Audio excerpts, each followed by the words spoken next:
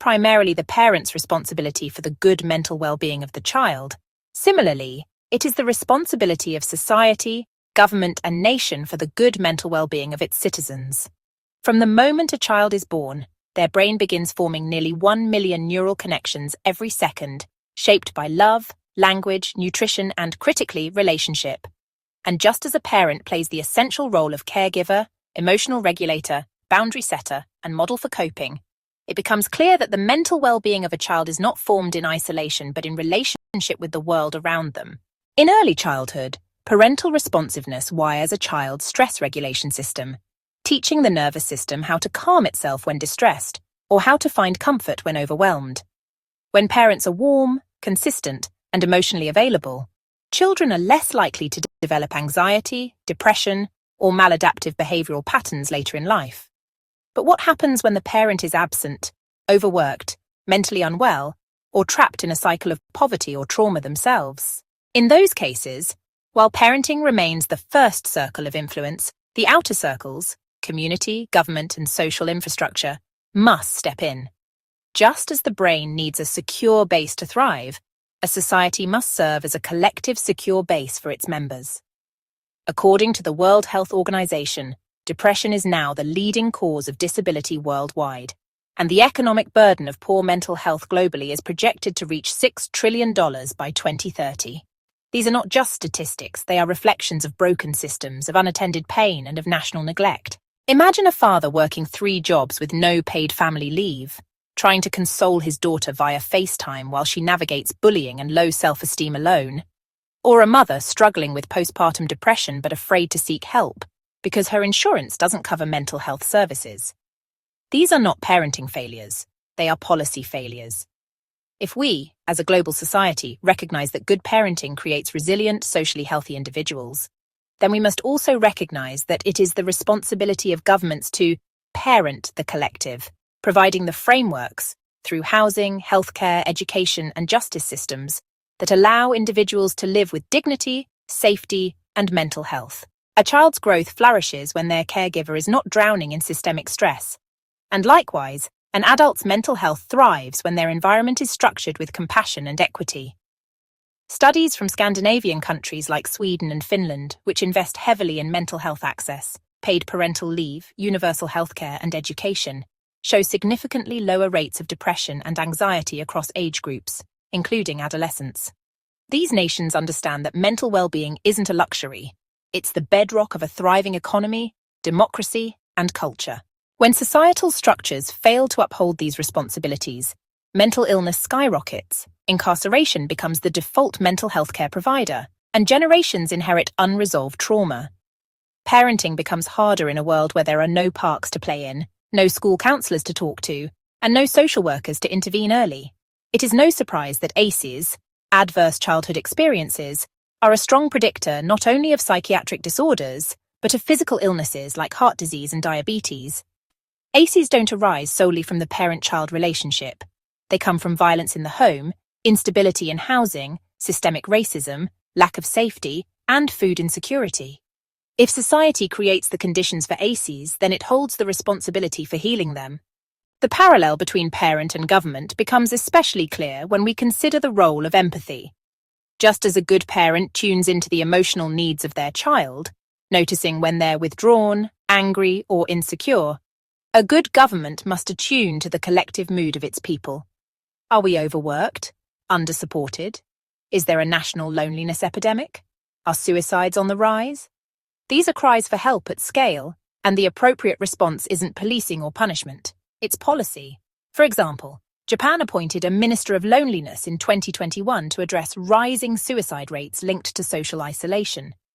This shows an institutional recognition of emotional suffering, just like a wise parent who notices their child withdrawing and takes action. A good government does not wait until breakdown or rebellion. It creates proactive, preventive structures, just like a good parent sets routines, healthy boundaries, and nurtures safety. Let us also remember that mental health is not merely the absence of illness. It is the presence of purpose, connection, autonomy, and hope. In psychological terms, self-determination theory tells us that humans need competence, autonomy, and relatedness to thrive. These don't just come from good parenting. They require social opportunity. It is the state's responsibility to ensure that people have access to meaningful work, education, spiritual nourishment, and community. During the COVID-19 pandemic, the inadequacy of mental health systems was exposed globally, and it became clearer than ever that public health and mental health are inseparable. Countries with stronger public infrastructures fared better, not just in viral containment, but in maintaining psychological resilience. In contrast, communities with deep inequality saw disproportionate mental suffering. Furthermore, the rise of artificial intelligence, digital addiction, and social comparison culture on platforms like Instagram or TikTok are now influencing the psychological development of children and adults alike. A parent cannot shield their child from algorithmic manipulation alone. This requires regulation, tech accountability, and digital literacy education led by governments and schools. A parent can teach values, but a child raised in a society obsessed with consumerism, speed, and image will absorb those values unless there is countercultural support at scale. If we do not tend to the digital mental environment, we risk raising emotionally disconnected generations. It is therefore not just a moral obligation, but a societal investment to fund mental health education, workplace wellness programs, suicide prevention hotlines, community centers, and trauma-informed policing. We do not call a parent weak for seeking therapy or parenting support. Why then do we stigmatize nations for investing in mental health infrastructure? Why is mental health still sidelined in budgets when it underlies economic productivity, family stability, and social trust? Just as a child cannot parent themselves, people cannot mentally flourish in a barren landscape of structural neglect. The late psychiatrist Dr. George Engel, who developed the biopsychosocial model, argued that mental health cannot be understood in isolation from its broader social context. This framework reminds us that illness and wellness arises not just from neurons or childhood experiences, but from housing, politics, culture, and economics. In the same way that a parent might reevaluate their discipline style when their child acts out, a government must reevaluate its systems when its people are anxious, addicted, angry, or disconnected. This is not just a matter of ethics, but of survival. Societies where mental suffering is ignored often collapse from within, either through apathy or unrest. By contrast, when a nation embraces its parental role, prioritizing care over punishment, community over hyper-individualism, prevention over crisis, it creates citizens who are more resilient, engaged, and creative. Just as a child begins to thrive when they are seen, heard, and supported.